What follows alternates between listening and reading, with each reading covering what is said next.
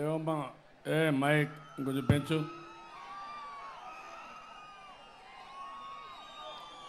Mic volume పెంచాలి, బాగా పెంచాలి, ఎంత ఉంటే అంత. ఏమమ్మా చెల్లెమ్మలందరూ బాగున్నారా? ఏం తమ్ముళ్ళు మీరు హుషారుగా ఉన్నారా? పెద్దలందరూ హుషారుగా ఉన్నారా లేదా? ఈరోజు మీరు చూశారు నరసమ్మ, ఆవిడ్ని చూస్తే నాకు ఎంత ఆనందంగా ఉందంటే, నేను 5 సంవత్సరాలు పడిన కష్టాన్ని ఆ తల్లిని చూసిన తర్వాత మర్చిపోయానని చెప్పి కూడా నేను మీకు తెలియజేస్తున్నా. ఒక సాధారణ మహిళ. ఈరోజు నేను ఆవిడ చేసింది, ఈరోజు మీరందరూ చూస్తే నేను ఆ రోజు 200 రూపాయలు పింఛను వస్తూ ఉంది. పాదయాత్రలో చూశాను. కొన్ని కారణాల వల్ల పిల్లలున్నా సరిగా చూసుకోవాలనే ఉద్దేశంతోనే నేను ఆ రోజు ఆలోచించింది, అలాంటి వారందరికీ 200 రూపాయల నుంచి 1000 రూపాయలు చేయాలనుకున్నాను. మొన్న ఆలోచించాను, మళ్ళీ ఇది కూడా చాలదు, ఇంకా పెంచాలని 200 రూపాయలు 2000 రూపాయలు చేశాను. ఈరోజు ఆ పెద్దమ్మను చూస్తే నాకు చాలా ఆనందం. ఒక్క మాట చెప్పాను, మీకు పెద్ద కొడుకుగా ఉంటానని మాటిచ్చి 10 రెట్లు భరోసా పెంచాను. నేను అవునా కాదా తమ్ముళ్ళు మీరే చెప్పాలి. నరసమ్మ కృతజ్ఞతకు మారు పేరు. మీరు ఈ విషయం గుర్తుపెట్టుకోవాలి. నేను వచ్చినప్పటి నుంచి అక్కడ చూశాను ఆవిడ్ని, ఆ తల్లిని. ఏ పాట వేసినా తన్మయత్వంలో డ్యాన్స్ చేసే పరిస్థితి వస్తుందంటే ఆవిడ మనసులో ఆనందం ఉంది. నా పెద్ద కొడుకు వచ్చాడు, నా పెద్ద కొడుకే గెలవాలి ఎన్నికల్లోని బ్రహ్మాండంగా స్పందించింది. తమ్ముళ్ళు, నేను అడుగుతున్న ఈ కుండే మిమ్మల్ని, మీకు కూడా లాభాలు వచ్చాయా లేదా అని మిమ్మల్ని అడుగుతున్నా. ఈ కొండోళ్ళందరికీ లాభాలు వచ్చి చేలు పైకి ఎత్తండి. అందరికీ వచ్చాయి. 4.5 సంవత్సరాల్లో ఈరోజు మీరు ఒకసారి చూస్తే అనేక సంక్షేమ కార్యక్రమాలు తీసుకొచ్చాను. పెద్దలందరికీ, ముసలి వాళ్ళందరికీ పెద్ద కొడుకుగా ఉండాలని ఈరోజు నేను చేసిన పని 200 రూపాయలు 2000 రూపాయలు పెన్షన్ చేశాను. మా ఆడబిడ్డలు వితంతువులు అయితే 2000 రూపాయలు ఇచ్చాను. ఒంటరి మహిళ అయితే పింఛన్ ఇచ్చాను. ట్రాన్స్జెండర్కి పింఛన్ ఇచ్చాను. దివ్యాంగులకు పింఛన్ ఇచ్చాను. కిడ్నీ పేషెంట్లకు పింఛన్ ఇచ్చాను. 2 చేతులు లేని వారికి 10,000 రూపాయలు చొప్పున పింఛన్ ఇచ్చి వాళ్ళని ఆదుకున్న మానవత్వం ఉన్న ప్రభుత్వం ఈ ప్రభుత్వం. అదే మాదిరిగా 55 లక్షల మందికి ఇస్తున్నాం. యువత, విద్యార్థులు, వాళ్ళకు ఉద్యోగాలు రాకపోతే నిరుద్యోగ భృతి కింద 2000 రూపాయలు ఇచ్చాను. ఈరోజు ఇదే కాదు, రైతులు, మీకు నేను ఇచ్చిన సహాయం 24,500 కోట్ల రూపాయలు రుణమాఫీ చేశాను. 4వ విడత చెక్కు, 5వ విడత చెక్కు రేపు ఏప్రిల్లో మొదటి వారంలో మీ బ్యాంకులో వేస్తున్నా. తీసుకోమని రైతులందరినీ కోరుతున్నా. అన్నదాత సుఖీభావ తీసుకొచ్చాను. మళ్ళీ 2 హెక్టార్లు ఉంటే 9,000 రూపాయలు ఇస్తున్నాను. పైనుంటే 10,000 రూపాయలు రైతుకి ఇస్తున్నా. ఈరోజు వ్యవసాయం చూడండి, దేశంలో ఎక్కడా జరగని వ్యవసాయ అభివృద్ధి చేశాను. ఈరోజు ఇక్కడే బుక్కపట్నం చెరువు. తమ్ముళ్ళు, మీ కలలో ఎప్పుడన్నా అనుకున్నారా బుక్కపట్నం చెరువుకు నీళ్ళు వస్తుందని? కృష్ణా జలాలు బుక్కపట్నమే కాదు, రాబోయే రోజుల్లో అన్ని చెరువులకు నీళ్లు ఇచ్చే బాధ్యత నాది నాది అని మరొకసారి మీ అందరికీ హామీ ఇస్తున్నా. నీళ్లు ప్రాణం, నీళ్లు సర్వస్వం. అమృతం లాంటి నీళ్లు తీసుకొచ్చాను. ఒక భగీరథుడు, మనం అందరం అంటాం భగీరథ ప్రయత్నం అని. ఆయన గంగా నదిని తెచ్చాడని ఈరోజు మనందరం కూడా ఒక ఆదర్శంగా చెప్తాం. ఈరోజు నేను చేసిన ప్రయత్నం మీరు ఒకసారి చూస్తే బుక్కపట్నం చెరువు బుక్కరాయలు దిగాడని మనం చరిత్రలో చదువుకున్నాం. ఆ బుక్కపట్నం ఎండిపోతే ఇంకా ఆసుదులుకుంటే ఆ బుక్కపట్నానికి నీళ్లు తెచ్చిన ఘనత ఈ తెలుగుదేశం పార్టీదని చెప్పి మరొకసారి తెలియజేస్తున్నా. ఏ విధంగా చేశాం? ఎక్కడ శ్రీశైలం, ఎక్కడ మీ పుట్టపర్తి, అదే మరుగా ఎక్కడ గోదావరి, ఎక్కడ కృష్ణానది, తరతరాలుగా ఉన్నాయి. అయినా కూడా నేను ఒకటి ఆలోచించాను, ఈరోజు మన రాష్ట్ర అభివృద్ధి జరగాలంటే ఈ రాయలసీమ అభివృద్ధి కావాలి. రాయలసీమ రాళ్లసీమ అవుతుందన్నారు. మనమందరం కూడా వలసలు పోవాలన్నారు. నేను ఒకే మాట చెప్పాను, వలసల పోకుండా చేసే బాధ్యత నాదని ఒక ప్రతిజ్ఞ చేసి ఈరోజు ముందుకు వచ్చాను. గోదావరి కృష్ణ రెండు నదుల అనుసంధానం చేశాను. ఇక్కడే వస్తాడు రేపో ఎల్లుండో జగన్మోహన్ రెడ్డి. అంత నేరాలు ఉండేవాళ్ళ పక్కన ఉంటాడు.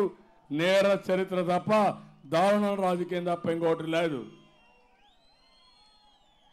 మన ప్రాజెక్టుకి పట్టి సీమకు అడ్డం పడ్డాడు. ఏమయ్యా మైక్ సరిగా లేదు. పట్టి సీమకు అడ్డం పడ్డాడు. మన అందరి నీవాకు అడ్డం పడ్డాడు. గాలేరు నగిరికి అడ్డం పడ్డాడు. ఇంకో పక్కన పోలవరానికి అడ్డం పడ్డాడు. నేను ఒకటే ఆలోచించా, ఎవరు అడ్డం పడినా మీ మంచి కోసం బుల్లెట్ లాగా దూసుకెళ్తాను తప్ప వదిలిపెట్టే సమస్య లేదు. నేను భయపడుంటే మీకు ఈ నీళ్ళు వస్తాయా తమ్ముళ్ళు అని మిమ్మల్ని అడుగుతున్నా. కోర్టుకి వెళ్ళాడు, ట్రిబ్యునల్కి వెళ్ళాడు, అయినా నేను భయపడలా. ఈరోజు మీకు నీళ్లు వచ్చాయంటే భగీరథ ప్రయత్నం కంటే ఎక్కువ ప్రయత్నం చేశారని 5 సంవత్సరాలు ప్రాజెక్టుల దగ్గరనే పడుకున్నా, కాలువల మీదనే పడుకున్నా, కోర్టుకు ఎప్పటికప్పుడు అప్రమత్తంగా ఉన్నా. ఇక్కడ కూడా పుట్టపర్తిలో ఒకే రైతు నన్ను సుప్రీంకోర్టులో తీసుకుపోయాడు తమ్ముళ్ళు. నాకు ఇప్పుడు కూడా జ్ఞాపకం ఉంది. ఒక రైతు నన్ను సుప్రీంకోర్టుకి అడ్డుపడిపోయి ఆశ దురాశ, నేను న్యాయంగా ఇస్తాను, మామూలుగా నేను న్యాయంగా కానీ నీళ్లు రాకపోతే ఆయన భూమి కడాన ఈ కూడా ఏదో చెప్తారు, మన సామెత ఉంది, గుడ్లు కూడా పెట్టమని. అలాంటి భూమి, విలువలేని భూమి, నేను ఆ రోజు నీళ్లు తీసుకొస్తే విలువ వస్తే అడ్డం పెట్టి డబ్బుల కోసం డిలే చేసే పరిస్థితికి వచ్చారు. మర్యాదగా చెప్పిన ఏం లేదు. అంత కష్టపడి ఈరోజు ఈ ప్రాజెక్టు పూర్తి చేశారంటే ఒకే హామీ ఇస్తున్నా, నదుల అనుసంధానం చేస్తా, అనంతపురం జిల్లా చరిత్ర పూర్తిగా మారుస్తాను. ప్రతి ఒక్క ఎకరాకు నీళ్లు ఇస్తా, హార్టికల్చర్ పంటలేస్తా, ఎక్కడ చూసినా మీ ఆదాయాన్ని పెంచుతా. ఒకప్పుడు అనంతపురం అంటే కరువు జిల్లా, కన్నీళ్ల జిల్లా. ఈరోజు అనంతపురం అంటే ఆనందం ఉండే జిల్లా, ఆనందగిరి ఈ అనంతపురం జిల్లా అని చెప్పి కూడా నేను మీకు తెలియజేస్తున్నా. ఇంకో పక్కన ప్రకృతి సేద్యానికి ముందుకు పోయాం, అది కూడా బాగా చేస్తాం. ఇది కాకుండా ఆహార భద్రత ఇచ్చాను, నిరుద్యోగ భృతి పిల్లలకు 2000 రూపాయలు ఇచ్చాను, మీకు ఉద్యోగాలు ఇప్పిస్తున్నా. మీ అమ్మా నాన్న నీకు చదివిపిస్తే నేను మీకు ఉద్యోగాలు ఇప్పిస్తున్నాను. ఒకప్పుడు అన్నారు మీరు పోయిన ఎలక్షన్లో బాబుగా జాబు కావాలంటే బాబు రావాలని రాష్ట్రం అంతా కూడా మీరు ప్రచారం చేశారు. ఇప్పుడు ఈసారి ఇంకొక స్లోగన్తో వస్తున్నా. మీ భవిష్యత్తు నా బాధ్యత, మీ అందరి భవిష్యత్తు నా బాధ్యతగా తీసుకొని రాత్రి మగళ్ళు పనిచేసి మీ భవిష్యత్తుని బంగారు భవిష్యత్తు చేస్తానని మరొక్కసారి హామీ ఇస్తున్నా. మా డాక్రా సంఘాలు, నాకు అభిమాన సంఘాలు ఎప్పుడు కూడా నా ఆనందం. తల్లి చెల్లెమ్మలందరికీ విజ్ఞప్తి చేస్తున్నా, మీరే నా శక్తి, మీరే ఈరోజు రాష్ట్రంలో ఒక స్ఫూర్తి.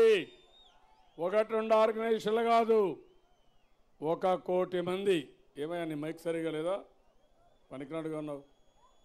1 కోటి మంది ఈరోజు మీరందరూ ముందుకు వచ్చారు. నేను మీకోసం మరుగుదొడ్లు కట్టించాను, గ్యాస్ కనెక్షన్లు ఇచ్చాను, ఇంకో పక్క రివాల్వింగ్ ఫండ్ ఇచ్చాను, నేనే ఆర్గనైజేషన్ పెట్టాను. నిన్న పసుపు కుంకుమ ఇచ్చా, అభిమానంతో ఇచ్చా, ఒక అన్నగా ఇచ్చా, మా చెల్లెలకి ఇచ్చాను, 20,000 రూపాయలు ఇచ్చాను. రేపు ఏప్రిల్ 4వ తారీఖున మీరు మళ్ళీ 4,000 రూపాయలు మీ చెక్ కేసి డబ్బులు తీసుకోవచ్చని మా చెల్లెమ్మలందరికీ విజ్ఞప్తి చేస్తున్నా. భవిష్యత్తులో కూడా నేను మీకు అండగా ఉంటా, తోడుగా ఉంటా. ఎప్పటికప్పుడు భగవంతుడు నాకు శక్తి ఇస్తే మా చెల్లెమ్మలకి పసుపు కుంకుమ ద్వారా అనునిత్యం మీకు సహాయం చేస్తానని మరొక్కసారి మా చెల్లెమ్మలందరికీ విజ్ఞప్తి చేస్తున్నా. డబ్బులు సంపాదిస్తా, మళ్ళీ మీకోసమే ఖర్చు పెడతా. ఇంకో పక్కన ఈరోజు మీరు చూస్తే అనేక కార్యక్రమాలతో మనం ముందుకు పోయాం. పెళ్లి కానుక మొన్నటి వరకు 35,000, 40,000, 50,000 ఇచ్చాను. ఈరోజు మీ అందరికీ హామీ ఇస్తున్నాను, పెళ్లి కానుక ద్వారా 1,00,000 రూపాయలు ఇచ్చి అందరి పెళ్లిళ్ళు నేనే చేపిస్తాను. చంద్రన్న బీమా ఇచ్చాను, 5 లక్షల రూపాయలు ఇస్తున్నాం. ఇంకో పక్క పిల్లల్ని బాగా చదివిస్తున్నాం, పౌష్టికాహారం పెట్టాం. ఒకటి కాదు, అన్నీ చేశాను. నేను అడుగుతున్నా, ఇప్పుడు ఎవరైనా గర్భిణీ స్త్రీ గర్భం దాల్చినప్పటి నుంచి ఎవరైనా చనిపోతే అంత్యక్రియలు చేసి వారికి అంతిమ వీడ్కోలు ఇచ్చే వరకు నేను మీకోసం ఉన్నా. ఈ విషయం మీరు గుర్తుపెట్టుకోవాల్సిన అవసరం ఉంది. అందుకే ఇంకో పక్క మీ గ్రామాల్లో మీరు చూడండి, సిమెంట్ రోడ్లు వేసాను, మరుగుదొడ్లు కట్టాను, ఎల్ఈడి బల్బులు వేసాను. ఎక్కడికక్కడ నీళ్లు కూడా ఈ సంవత్సరం ప్రతి ఒక్క ఇంటికి కొళ్ళాయి ద్వారా నీళ్లు ఇస్తా. అన్ని పనులు చేశాను. నేను ఇప్పుడు అడుగుతున్నా, నరసమ్మ ఏ స్ఫూర్తితో చూపించిందో ఆ స్ఫూర్తి కుండోళ్ళందరికీ ఉందా తమ్ముళ్ళు అని మిమ్మల్ని అడుగుతున్నా. ఒక పేద మహిళ ఈరోజు నేను 2,000 రూపాయలు పింఛన్ ఇప్పిస్తే నా పెద్ద కొడుక నువ్వు లేకపోతే నేను ఏమయ్యేదాన్ని, నేను నీతోనే ఉంటాను కొడుక అని వచ్చిందంటే అది ఆవిడ చూపించిన స్ఫూర్తి, అవునా కాదా? నేను ఇన్ని పనులే కాదు, మీ భవిష్యత్తు కోసం ఆలోచిస్తున్నా. భవిష్యత్తులో మీ ఆదాయం ఇప్పుడు ఒకప్పుడు 82,000 విభజన వచ్చిన 2 నిమిషాలు అంటారా? తమ్ముళ్ళు సిబిఎన్ ఆర్మీ సిబిఎన్ ఆర్మీ ఎప్పుడు పనిచేయాలో చేసేది నేర్చుకోండి. ముందు ఇచ్చి ఉండాలి, అన్ని నీళ్ళన్నీ ఇచ్చేయాలి. మనం మళ్ళా మీటింగ్లున్నా వెళ్ళాలి. ఈరోజు మీరు చూస్తే ఈరోజు రాష్ట్రంలో తమ్ముడు ఉండండి, మైక్ కూడా నాకు కనపడలా, మీకు కనపడిస్తే నాకు కనపడాలి కదా, నీకు కనపడిస్తే చాలదు కదా. ఈరోజు ఇంకో పక్కన భవిష్యత్తు కోసం ఆలోచిస్తున్నాం. 2014లో ఆ రోజు విభజన చూస్తే హేతుబద్ధత లేని విభజన చేశారు. మనకు ఆదాయం లేదు, ఆస్తులు లేవు, అయినా కష్టపడ్డాం. ఆ రోజు 82,000 రూపాయలు తలసరి ఆదాయం ఉంటే ఈరోజు 1,65,000 రూపాయలు తీసుకొచ్చాం. నేను మళ్ళీ హామీ ఇస్తున్నా, ఈ తలసరి ఆదాయం 1,65,000 నుంచి 3,50,000 తీసుకుపోయే బాధ్యత నాదని మరొకసారి మీ అందరికీ తెలియజేస్తున్నా. దీనికి 1924కి ఒక విజన్ కూడా తయారు చేసుకున్నాం. అవన్నీ అమలు చేస్తాం. అదే మరిగా నిన్నే కాంగ్రెస్ పార్టీ జాతీయ స్థాయిలో ఒక మాట అన్నారు, 75,000 రూపాయలు వచ్చినా చేస్తాం, లేకపోతే వారందరికీ డబ్బులు ఇవ్వడానికి సిద్ధంగా ఉన్నామని. నేను ఒకటి హామీ ఇస్తున్నా, మీ అందరికీ కనీసం అన్ని ప్రోగ్రాములు కలుపుకొని 2,00,000 రూపాయలు కనీస ఆదాయం వచ్చే వరకు నేను పనిచేస్తా కుటుంబానికని మరొకసారి తెలియజేస్తున్నా. నా ఆలోచన ఒకటి, సంక్షేమ కార్యక్రమాలు ఇవ్వాలి, అభివృద్ధి కార్యక్రమాలు చేయాలి, మీ ఆదాయం పెంచాలి. అందుకే నిన్నే చెప్పాను, వెనుకబడిన వర్గాలు ఎప్పుడూ తెలుగుదేశం పార్టీ వారి కోసం 21 కార్పొరేషన్లు పెట్టాను. అన్ని వర్గాలకు కార్పొరేషన్లు పెట్టాను. కాపులకు పెట్టాం, వైశ్యాస్కు పెట్టాం, బ్రాహ్మిన్స్కి పెట్టాం, క్షత్రియాస్ కానీ కమ్మాస్ కానీ రెడ్డిస్ ఉంటే వాళ్ళకు కూడా ఒక కార్పొరేషన్ పెట్టి పేదవాడు ఎక్కడున్నా ఆ పేదవాడికి అండగా నేను ఉంటానని మరొకసారి మీ అందరికీ హామీ ఇస్తున్నా. ఒక పక్క అభివృద్ధిలో మీరు చూడండి, బ్రహ్మాండంగా చేశాం. మనం ఇవన్నీ చేస్తూ ఉంటే నరేంద్ర మోడీ మనకు నమ్మక ద్రోహం చేసి ఈరోజు మళ్ళా మన మీద పడే పరిస్థితికి వచ్చారు. మనల్ని దెబ్బతీయాలని ఏదో ఒక విధంగా తెలుగుదేశం పార్టీని దెబ్బతీస్తే ఇక్కడ అభివృద్ధి ఆగిపోతుంది, మీరు కష్టపడతారనే ఆలోచనకు వచ్చారు. అందుకే చాలా సమస్యలు సృష్టించారు. నేను ఒకటి హామీ ఇస్తున్నా, వాళ్ళందరినీ సమర్థవంతంగా నేను పోరాడుతా, వదిలిపెట్టాను. నాకు మీ ఆశీస్సులు కావాలి. ఈ పోరాటం చేయడం నేను ఒక సైనికుడిగా ముందుకు పోతే నాకు అండగా మీరు ఉండాలి. ఉంటారా లేదా? తెలంగాణలో కేసీఆర్ ఉన్నాడు, ఆయన పని మన ఆస్తి కొట్టేశాడు. బంగారు గుడ్డు పెట్టే బాతు నేనే అభివృద్ధి చేశా, ఉన్న పళంగా కొట్టేశారు. కట్టుబట్టలతో మనల్ని పంపించారు, కష్టాన్ని వదులుకున్నాం. మళ్ళీ నేను ఒకటి ఆలోచించా, హైదరాబాద్ కంటే మన అమరావతి బ్రహ్మాండంగా ఉండాలని ఒక పట్టుదలతో నేను ముందుకు పోయాను.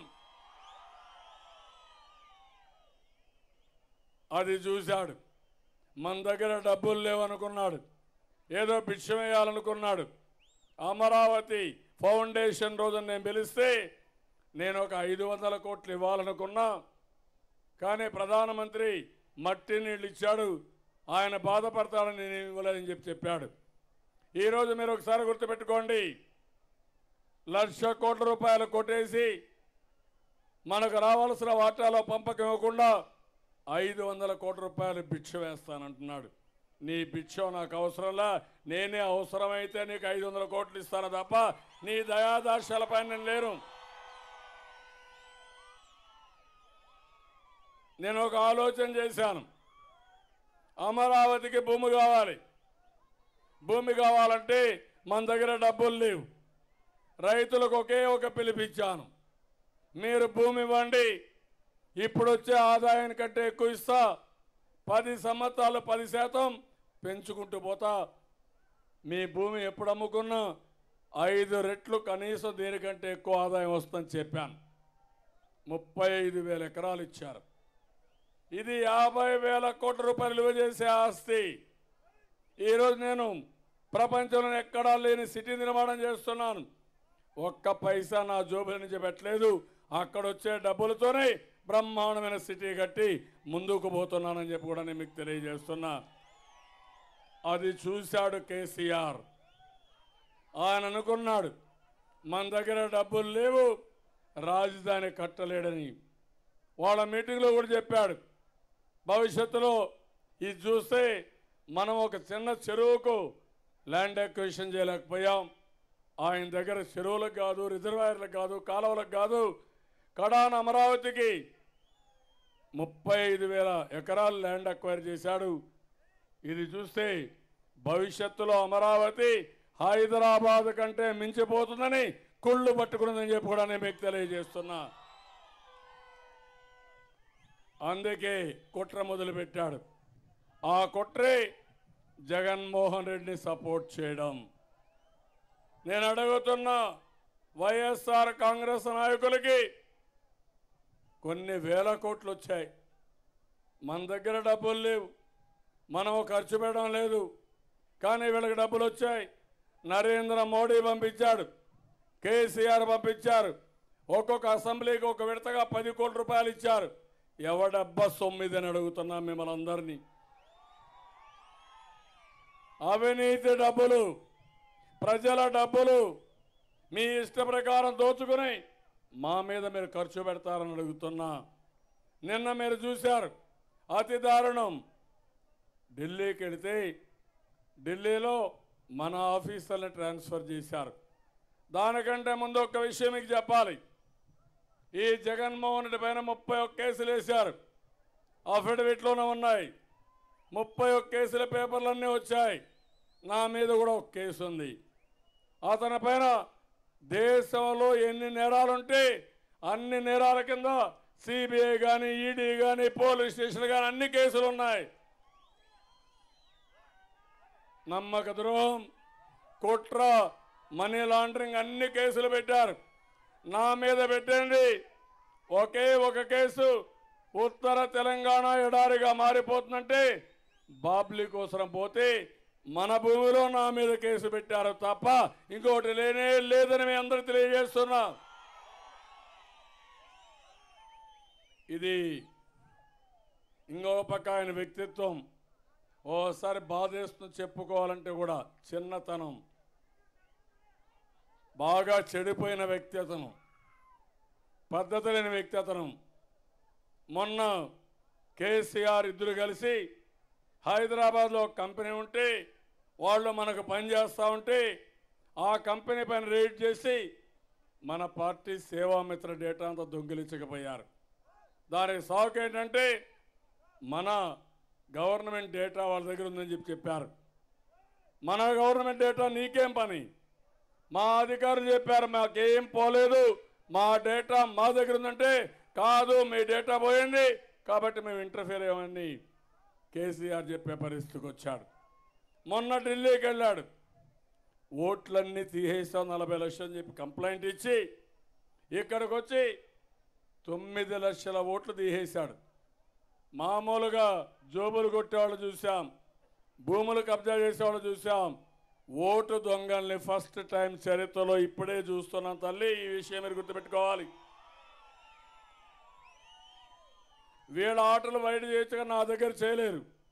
దానిపైన నేను గట్టిగా యాక్షన్ తీసుకుంటే ఇప్పుడు వీళ్ళు జైలు పోతారని భయం కాబట్టి దానిపైన యాక్షన్ తీసుకోవద్దంటే వీళ్ళ కాపలాదారుడు ఢిల్లీలో ఉన్నాడు నరేంద్ర మోడీ.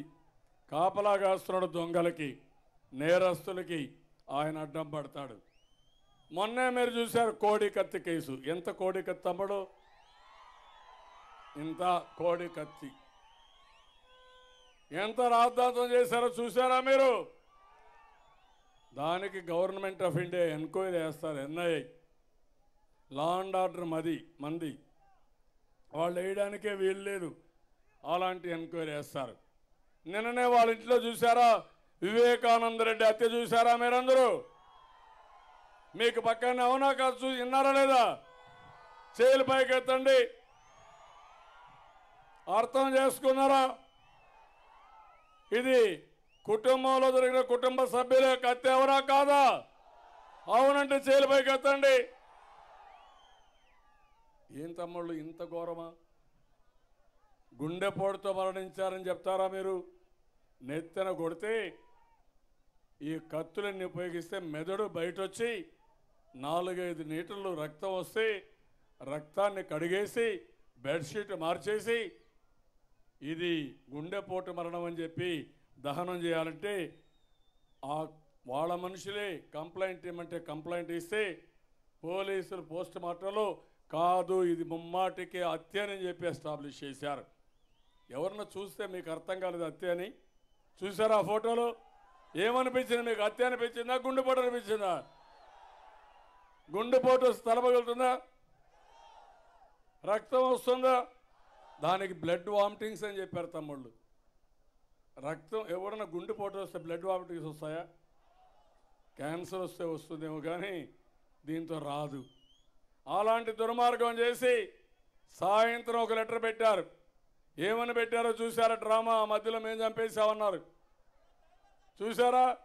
తెల్లవారితో మేము ఎన్నే ఉండే సాక్షి పేపర్ పనికిరాని టీవీ, చెత్త టీవీ. ఇదే పని. ఆయన రాత్రి చనిపోతే వైఎస్ఆర్ కాంగ్రెస్ కుటుంబంలో విషాదం, గుండెపోటు మరణం. ఈయనకు వచ్చినటువంటి గుండెపోటు ఆ సాక్షికి. చంపేసి గుండెపోటు కింద చిత్రీకరిస్తారు. సాయంత్రం ఏం చెప్పారు? ఒక లెటర్ ఇచ్చారు. ఆ లెటర్లో ఏముంది? డ్రైవర్ని తొందరగా రమ్మన్నారు, అతని కోపం వచ్చి నన్ను చంపబోతున్నాడు, ఆ తొందరలో లెటర్ రాశారని నెపాన్ని డ్రైవర్ మీద పెట్టడానికి చంపేటప్పుడు లెటర్ రాయించారంటే ఎంత దుర్మార్గమో తమ్ముళ్ళు మీరు ఆలోచించండి. మీకు బాధ అనిపించలేదా? నేను మిమ్మల్ని అడుగుతున్నా. ఆ తర్వాత భార్యని కుమార్తెని చేతుల్లో పెట్టుకొని వేరే వాళ్ళు చంపారని మళ్ళా నాటకాలు ఆడిస్తున్నారు. ఇప్పుడు ఆ విచారణ రాకూడదని ఆలోచిస్తున్నారు. కడప ఎంపీ అవినాష్ రెడ్డి ఇన్వాల్వ్ అయ్యాడు. మనిషిని చంపడం ఎంత ముఖ్యమో, ఎంత నేరమో, ఆ మనిషి చంపేటప్పుడు అక్కడుండే సాక్ష్యాల్ని తారుమారు చేయడం కూడా అంతే నేరం. అలాంటి నేరానికి వీళ్ళు పాల్పడి రెండు పనులు చేసిన వ్యక్తులు వీళ్ళు. ఇప్పుడు వాళ్ళ భయం ఏంటి? బయట వస్తే వీళ్ళ బండారం బయటపడుతుంది. మీ చిన్నాన్న చంపితేనే దిక్కు లేకపోతే మీ చిన్నాన్న హత్య చేసే మీరు రాష్ట్రంలో ఏం చెప్పగలుగుతారు తమ్ముళ్ళు అని అడుగుతున్నా. ఎవరికైనా రక్షణ ఉందా అని మిమ్మల్ని అడుగుతున్నా. ఇలాంటి వాళ్ళు కానీ అధికారంలోకి వస్తే తల్లి మిమ్మల్ని చంపితే ఎవరన్నా పట్టించుకుంటారా? పోలీసులు రేపు పోలీసుల్ని బెదిరించారు. అక్కడ ఎస్పీ ఉంటే ఆయన కూడా ట్రాన్స్ఫర్ చేశారు. ఇప్పుడు ఎంత గొప్ప నాయకుడు నరేంద్ర మోడీ, పెద్ద నాయకుడు ఆయన. ఈ దేశాన్ని ఉద్ధరిస్తాడంట, కాపలా కాస్తాడంట. ఎవడికి కాపలా? నేరస్తులకు కాపలా, అవినీతి పరులకు కాపలా. ఆంధ్రప్రదేశ్కి అన్యాయం చేయడానికి నువ్వు చేసే పనులు తప్ప ఇంకోటి కాదు. అక్కడి నుంచి మీరు చూస్తే నిన్న మన ఆఫీసర్ని ట్రాన్స్ఫర్ చేస్తారు. ఎలక్షన్ కమిషన్ మన మీద దాడి పెరిగింది, దేశం మీద దాడి పెరిగింది. నరేంద్ర మోడీ చాలా దుర్మార్గమైన వ్యక్తి, అమిత్ షా ఇంకా దుర్మార్గమైన వ్యక్తి. ఇద్దరు కలిసి దేశాన్ని భయభ్రాంతులు చేస్తున్నారు. ఢిల్లీలో ఏ పేపర్లో రాయడానికి వీలు లేదు, టీవీల్లో వేయడానికి వీలు లేదు, వ్యాపారస్తులు స్వేచ్ఛగా వ్యాపారం చేయడానికి వీలు లేదు, ఉద్యోగస్తులు స్వేచ్ఛగా ఉద్యోగం చేయడానికి వీలు లేదు, రాజకీయ నాయకులు ఎవ్వరు కూడా స్వేచ్ఛగా పనిచేయడానికి వీలు లేదు. ఈరోజు మీరు చూడండి, వైఎస్ఆర్ కాంగ్రెస్ పార్టీ డబ్బులు వస్తే ఏం మాట్లాడరు, వీళ్ళు ఇచ్చిన డబ్బులు. మన వాళ్ళు నిన్నే చూస్తే గుంటూరులో కూడా మన క్యాండిడేట్ పైన దాడి చేశారు, ఇన్కమ్ ట్యాక్స్ దాడి చేశారు. కర్ణాటకలో మంత్రుల పైన దాడి చేస్తున్నారు. నేను అడుగుతున్న నరేంద్ర మోడీని, ఎవడిచ్చాడు నీకు ఈ అధికారం? ఎన్నికల్లో కూడా మా మీద దాడులు చేస్తే ఎలాంటి న్యాయమో మీరు గుర్తుపెట్టుకోవాలి. ఇది జరగాలంటే ప్రజల్లో విప్లవం రావాల్సిన అవసరం ఉంది. మొన్నే మీరు చూశారు ఎలక్ట్రానిక్ ఓటింగ్ మెషిన్లు. నేను టెక్నాలజీని తీసుకొచ్చి అందరికీ సెల్ ఫోన్లు ఉన్నాయి తమ్ముళ్ళు. నేనే అది ఆ సెల్ ఫోన్లు తెప్పించిన వ్యక్తిని, ప్రమోట్ చేసిన వ్యక్తిని. రేపో ఎల్లుండో మా ఆడబిడ్డలకు 1 కోటి మందికి సెల్ ఫోన్లు కూడా ఇస్తున్న స్మార్ట్ ఫోన్. అక్కడి నుంచి మీరు ఆ ఫోన్ పెట్టుకొని చంద్రన్న నాకు ఈ పని ఉందంటే ఓకే చెల్లమ్మ నేను చూసుకుంటా అని చెప్పి మీ పని చేసి మళ్ళా మీకు ఇన్ఫార్మ్ చేస్తా. అన్ని పనులు 1, 2 కాదు, అన్నీ చేస్తా. అలాంటి వ్యవస్థకు మనం శ్రీకారం చుడతా ఉంటే ఓట్లు తారుమారు చేసి ఎన్నికల్లో గెలిచి దేశాన్ని నాశనం చేయాలని వీళ్ళు చూస్తున్నారు. దానిపై నేను సుప్రీంకోర్టుకు వెళ్ళా. నేను అడిగింది ఏంటి, ఒకప్పుడు పోరాడాం, వివి ప్యాటర్న్ పెట్టారు. మీరు గుర్తుపెట్టుకోవాలి, అందరూ ఓటర్ మహాశయులకు అందరికీ చెప్తున్నా, మీరు ఏదైతే మీ అభ్యర్థికి మీరు ఓటు కానీ ప్రెస్ చేస్తే, సైకిల్ గుర్తు మీద ప్రెస్ చేస్తే ఓటు పడి ఒక ప్రింటర్లో అక్కడి నుంచి ఒక స్లిప్ వస్తుంది. ఆ స్లిప్లో అభ్యర్థి పేరు అదే మరి సింబల్ రెండు ఉంటాయి. అది చూసిన తర్వాత మళ్ళా పోయి బ్యాలెట్ బాక్స్లో పడుతుంది. అది అట్లనే కాపాడుతారు. ఎవరన్నా అడిగితే కౌంటింగ్ చేయడానికి అవకాశం ఉంటుంది. మేము అడుగుతున్నాం, నాకు డౌట్ ఉంటే ఎన్నికలు అవుతాను, ఎవరికి డౌట్ ఉన్నా ఆ స్లిప్పులు కూడా కౌంటింగ్ చేయమంటే ఈరోజు కౌంటింగ్ చేయడానికి వీలు లేదని ఎన్నికల కమిషన్ చెప్తారు. దానిపైన ఈరోజు సుప్రీంకోర్టుకు వెళ్ళాం. సుప్రీంకోర్టు చాలా స్పష్టంగా చెప్పారు, మీకు అభ్యంతరం ఏంటి, ఎన్నికలు అనేటివి ప్రజలు నమ్మాలి, రాజకీయ పార్టీలు నమ్మాలి, మేము ఎవరికి ఓటేసామో చూసుకునే అవకాశం ఉండాలి, నమ్మకంతో ఓటేయాలి తప్ప ఓటు చూడకుండా ఓటేయించడం కరెక్ట్ కాదని సుప్రీంకోర్టు అడిగే పరిస్థితికి వచ్చింది. నేను అడుగుతున్నా, ఇది కౌంటింగ్ చేయాలనా లేదా అని మిమ్మల్ని అడుగుతున్నా, నమ్మకాన్ని కలిగించాలా లేదా అని అడుగుతున్నా. ఇలాంటి అంటే ఎలక్షన్లు లేకుండా చేయాలని, రేపు రాబోయే అందరిపైన దాడులు చేయాలని, ఈ నరేంద్ర మోడీ పని చేయకపోయినా శాశ్వతంగా ఉండాలని, ఇది ఎక్కడ దుర్మార్గం అని నేను అడుగుతున్నా. అందుకే నేను మిమ్మల్ని అందరినీ ఒకటే కోరుతున్నా, మన మీద దాడి ప్రారంభించారు, పర్వాలేదు, నేను ఎప్పుడూ భయపడను. తిరుపతిలో 2003లో 24 బాంబులు వేస్తే ఆ బాంబులకే భయపడిన వాడిని వీళ్ళకి భయపడతానా తమ్ముళ్ళు అని మిమ్మల్ని అడుగుతున్నా.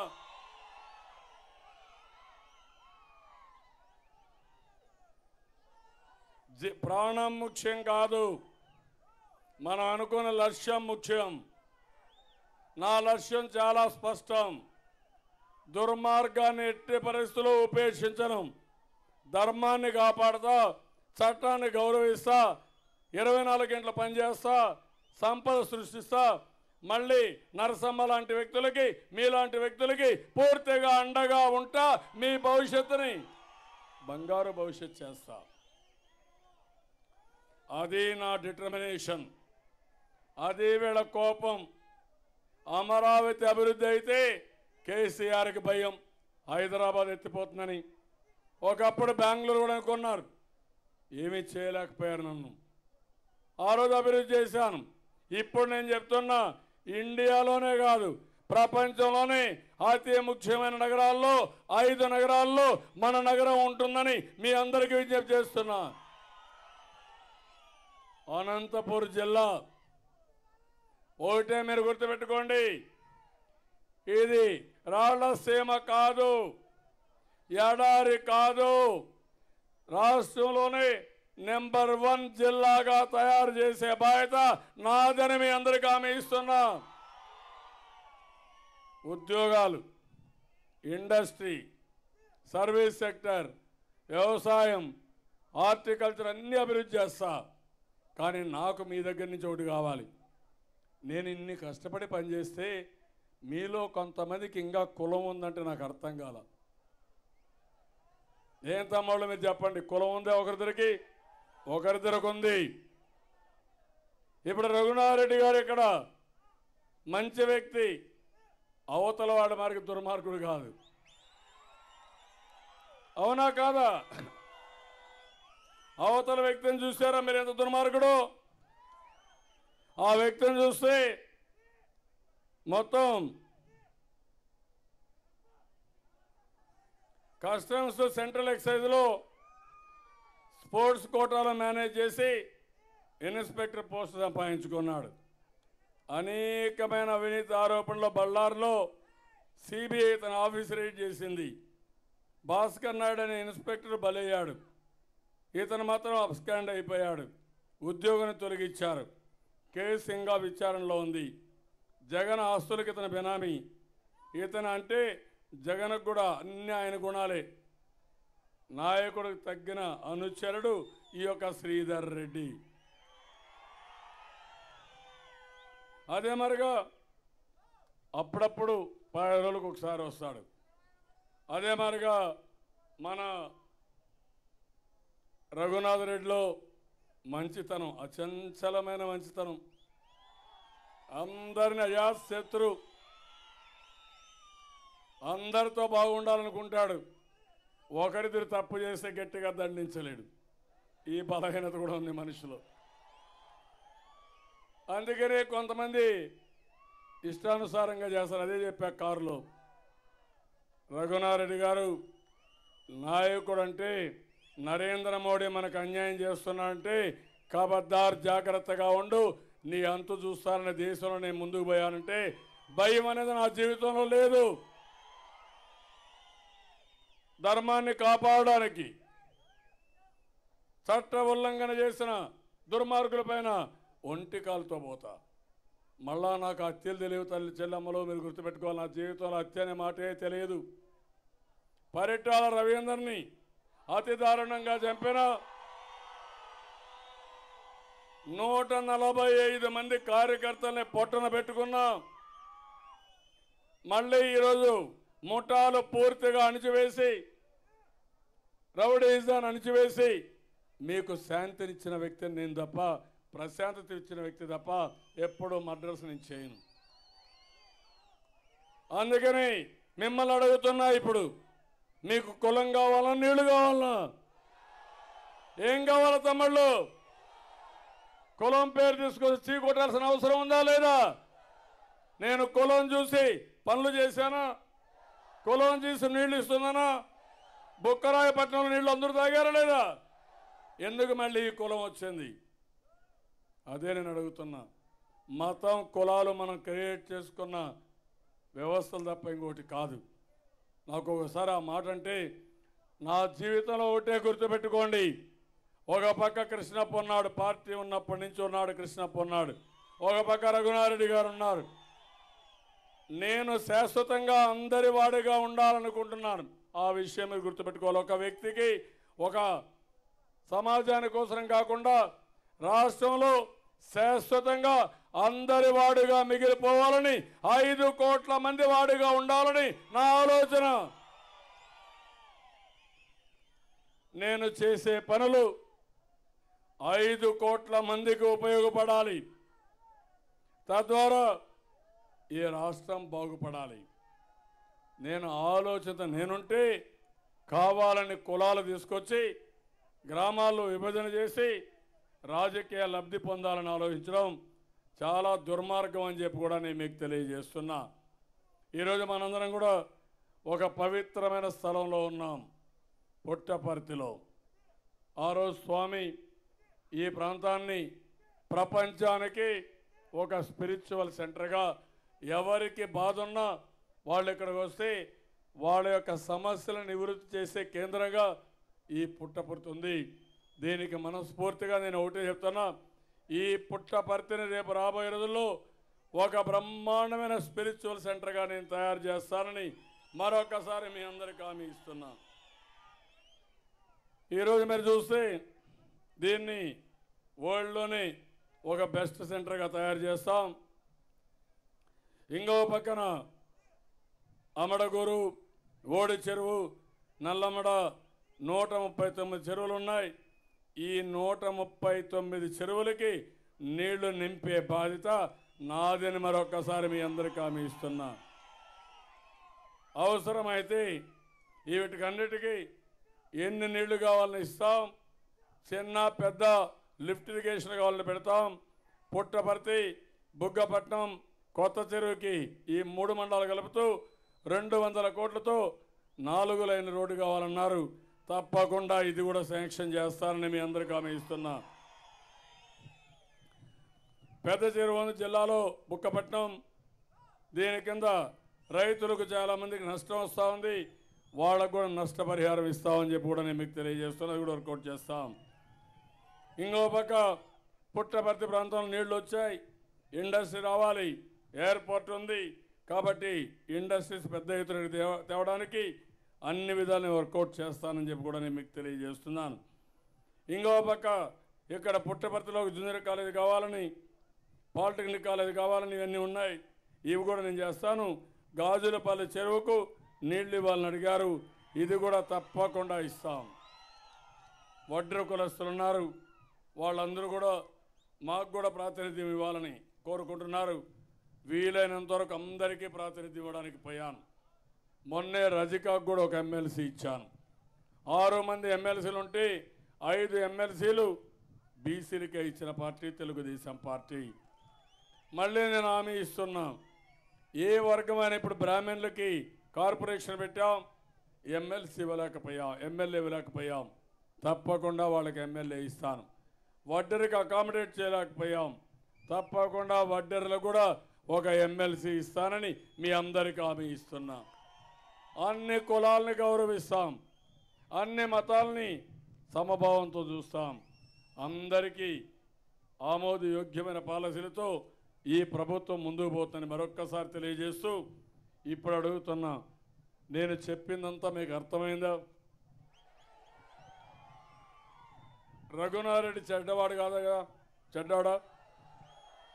చెడ్డవాడా అని మిమ్మల్ని అడుగుతున్నా. చెడ్డవాడు కాదని కూడా చేతుల పైకెత్తండి. అతి మంచితనం అవునా కాదా?